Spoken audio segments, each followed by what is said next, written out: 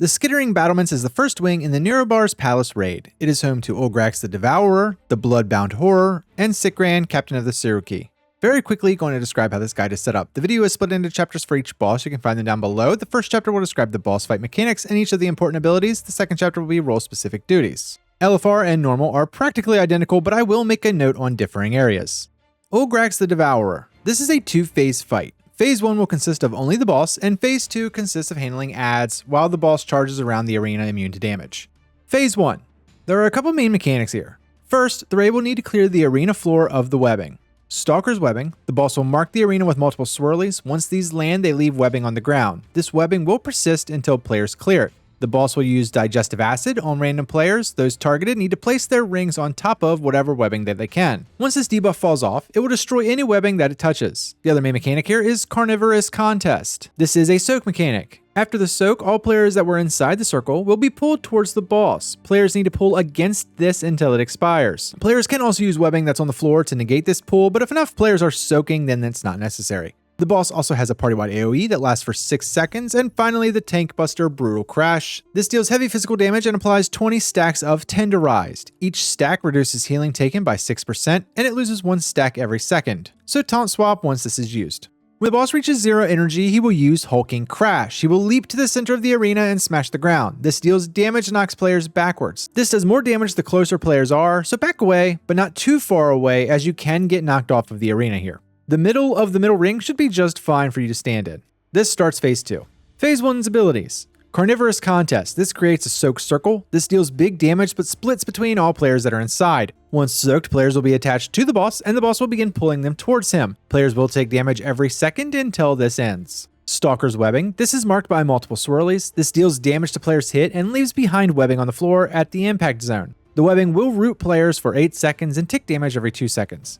Digestive Acid. This targets several players with a ring and applies a 6-second debuff. Once removed, it deals damage to anyone that's inside the ring and destroys any webbing that it touches.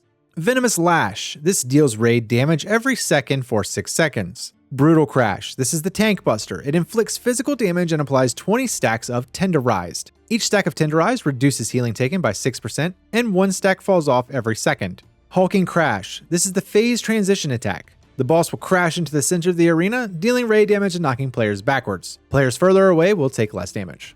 Phase 1 role-specific duties. Tanks. Taunt swap immediately after Brutal Crash. Beware of positioning with the webbing. Healers. Expect a burst of raid damage during the Carnivorous Contest soak, and players that soaked will take ticking damage shortly after. Expect consistent raid damage during Venomous Slash. DPS. Remove some of the webbing if you have the acid. Help soak the Carnivorous Contest. Use a defensive during Venomous Lash. Phase 2. In this phase, the boss will dive down into a void and summon adds. The goal of this phase is to feed the boss until he's back to 100% energy. In order to feed the boss, the raid must kill the adds that are spawning. Once these adds die, they explode and their guts land all over the arena. Players must interact with these guts and take them to the boss when he is bellowing. While the raid deals with the adds, the boss will be charging across the arena floor, so watch out. Once he finishes his charges, he will remain stationary and begin bellowing. This deals constant raid damage and will ramp the longer it goes on. Players must take the ad's guts and use your extra action button in order to feed the boss. Once he reaches 100 energy, Phase 1 will begin again. Phase 2's abilities. Juggernaut Charge. Large void portals appear directly across from each other. The boss will charge from one portal to another, dealing massive damage to players hit. Stalker's Webbing. The boss will shoot webbing all over the arena floor, marked by swirlies. This traps players and deals damage. Ravenous Spawn. This summons a bunch of adds. They use Disembowel, which is a 10-second stacking debuff. It deals damage upon use and additional damage every 2 seconds. Chunky Viscera. This is the official name for the guts. Interact with these in order to feed the boss. Ready to feed. The boss will emerge from the void marked location. Do not stand in this, and begin his hungering bellows. The boss remains stationary and takes 99% reduced damage during this. This deals physical damage to all players when cast and more damage over the next 3 seconds. This will increase by 10% with each use. Phase 2 role-specific duties. Tanks. Grab the adds. Use defensives if the debuff stacks start to get high. Healers. Expect ramping damage on the tanks as their stacks increase. Expect increasing raid damage while feeding the boss. DPS. Quickly kill the adds. Pick up the adds' guts when the boss is ready to feed. Use the defensive for hungering bellows stacks. The Bloodbound Horror. This is a high movement boss fight that requires the party to alternate between 2 different realms. The normal realm only has the boss, and the shadow realm will spawn adds. In order to kill these adds, players must go to the shadow realm, so the raid must be split into 2 groups. Let's cover the realm switching before the other mechanics. Split up the raid into 2 groups. Once the boss is engaged, a shadowy pillar will appear. This is marking where the adds are going to spawn. The first tank is going to want to position himself between this pillar and the boss, and the first group that's going to the shadow realm will also want to be positioned behind the tank. The boss will use his tank buster, Gruesome Disgorge. This is a large frontal cone attack and will send all players hit into the shadow realm. Once in the shadow realm, players have 40 seconds to kill the adds before they are automatically returned back to the normal realm. Once players return, the second tank and the second group will position themselves with the second pillar and then travel to the shadow realm. Groups will alternate until the boss dies. Couple notes here. First, the blood on the ground needs to be avoided. This deals damage to any players that run through it. Second, LFR players can go to the Shadow Realm back to back, but on normal, players receive a debuff that keeps them from returning to the Shadow Realms, requiring alternation. Normal realm mechanics.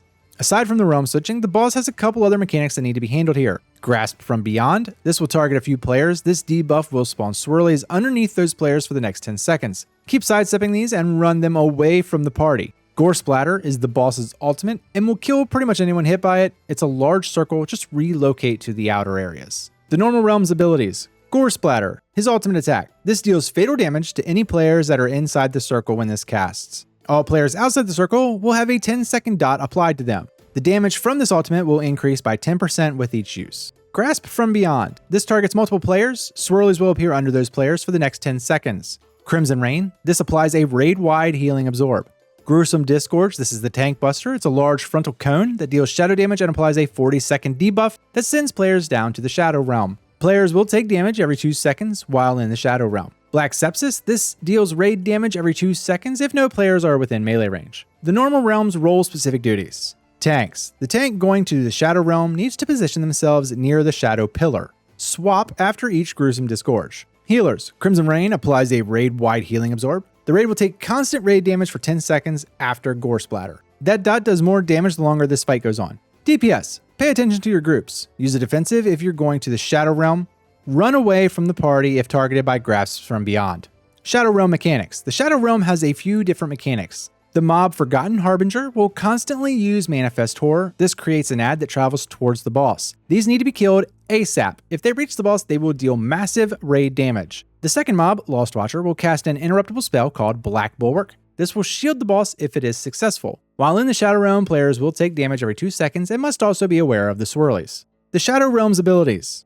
The Lost Watcher mob, Black Bulwark. This is interruptible and will apply an absorb shield to the boss. Spectral Slam. This is tank only and deals heavy damage. The Forgotten Harbingers mob. They use Manifest Horror. Once completed, this summons a Blood Horror ad. These ads travel to the boss, and if they reach him, will deal a burst of raid damage.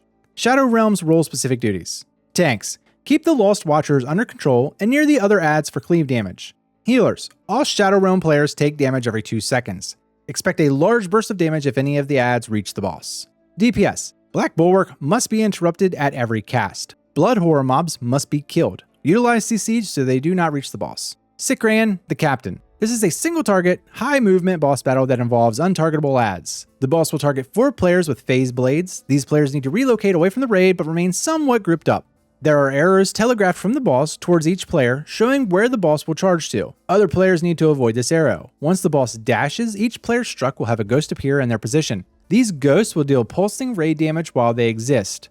After phase blades, the boss will use Decimate. This will target 3 players. These players need to line up with the ghosts, as once the attack goes off, it will travel through the player and destroy any ghost that it comes into contact with. Each time a ghost is destroyed, it will deal raid-wide damage and apply a raid-wide 6-second stacking debuff that ticks damage every second.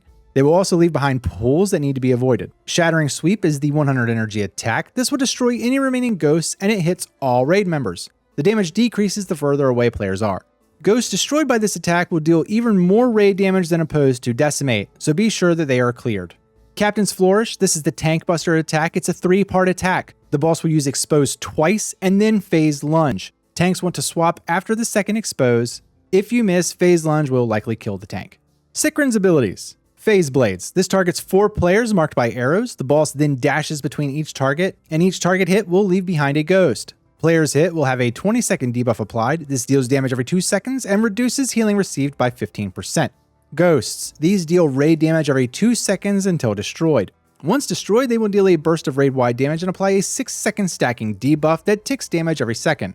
Cosmic Residue. This is the pool left behind when the ghosts are destroyed. This deals damage and reduces healing received by 50% while any player is inside. Decimate. This targets 3 players with an arrow. This travels through the target and destroys any ghost that it hits. Shattering Sweep is the ultimate. This destroys any remaining ghosts and also deals raid damage, which drops off the further away players are. Captain's Flourish. This is the tank buster. It's a 3-part attack. The first 2 strikes are called Expose. This deals damage and applies a 6-second stacking debuff that increases physical damage taken by 50%. The final strike is Phase Lunge. This deals massive damage and applies a 30-second debuff that increases the damage of the next Phase Lunge by 100%. Rain of Arrows. Multiple swirlies are marked on the arena floor. This deals damage to anyone that's hit. Role-specific duties. Tanks. Taunt swap after the second Expose. Both tanks should be using a defensive for this. Keep the boss away from the ghost pools. Healers. Expect constant raid damage the entire fight. Damage ramps the more ghosts that are active. Players hit by phase blades will take less healing for the next 20 seconds. DPS. Group your ghosts close together. Use a defensive when you're hit with phase blades. Destroy whatever ghost you can before the boss's ultimate.